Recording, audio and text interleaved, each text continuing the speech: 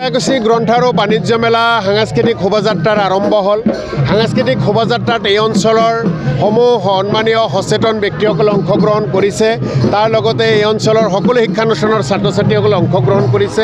গোটেই আমাৰ যিটো সাংস্কৃতিকৰ ক্ষেত্ৰত অসম যিটো আমি চহকী বুলি কওঁ, অসমীয়া জাতিৰ সাংস্কৃতিক ক্ষেত্ৰত যিটো চহকী, আজি সেই চহকী অসমীয়া জাতিৰ সাংস্কৃতিক দিগৰ প্ৰতিফলিত হৈছে কয়াকুছি গ্ৰন্থ আৰু বাণিজ্য মেলাত। নৱম কয়াকুছি গ্ৰন্থ আৰু বাণিজ্য মেলাই আমি এখন জ্ঞানৰ মেলা কৰাৰ কাৰণে আমি প্ৰয়াস কৰি আছোঁ আৰু প্ৰত্যেক বছৰে আমি তেনেই কৰোঁ। ইয়াতে যাতে সকলোৱে ছাত্ৰ ছাত্ৰীয়ে যুৱক যুৱতীসকলে নিজৰ প্ৰতিভা বিকাশ কৰিব পাৰে।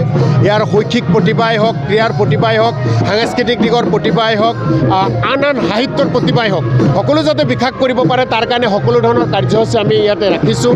আৰু অধ্যয়নৰ প্ৰতি ছাত্ৰ ছাত্ৰী যুৱক যুৱতীসকলে যাতে আগ্ৰহী হয় তাৰ কাৰণে সকলোৱে যাতে এখন এখন গ্ৰন্থ লয়, বিভিন্ন গ্ৰন্থৰ তেওঁলোকে লিখনিসমূহ পঢ়ি তেওঁলোকে যাতে জ্ঞানী হয় আৰু জ্ঞানী হৈ সমাজখনক যাতে তেওঁলোকে পৰিচালিত কৰিব পাৰে, এখন জ্ঞানৰ সমাজ যাতে গঢ়িব পাৰে, আদৰ্শ সমাজ যাতে গঢ়িব পাৰে, তাৰ কাৰণে আমি গ্ৰন্থমেলাৰ এই আয়োজন কৰি আহিছোঁ।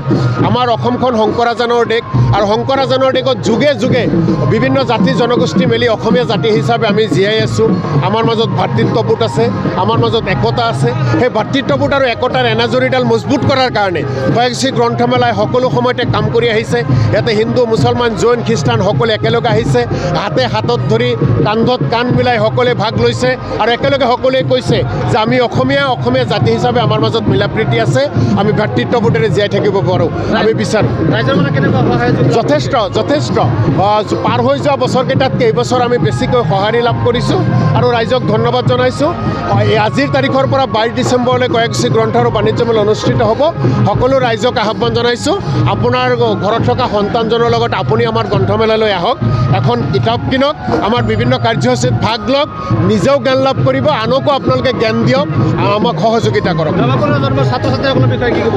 নৱপ্ৰজন্মৰ ছাত্ৰ ছাত্ৰীসকলৰ প্ৰতি আহ্বান জনাওঁ যে ফেচবুক, হোৱাটছআপ, ইউটিউবত ব্যস্ত নাথাকি কিতাপৰ মাজত ব্যস্ত হ'ব লাগে। আমাৰ বৰণ্য সাহিত্যিক কবি যিসকলে বিভিন্ন পুথি ৰচনা কৰি থৈ গৈছে, সেই তেওঁলোকৰ ৰচনাৱলীৰ বিষয়ে আমি জানিব লাগে, অধ্যয়ন কৰিব লাগে।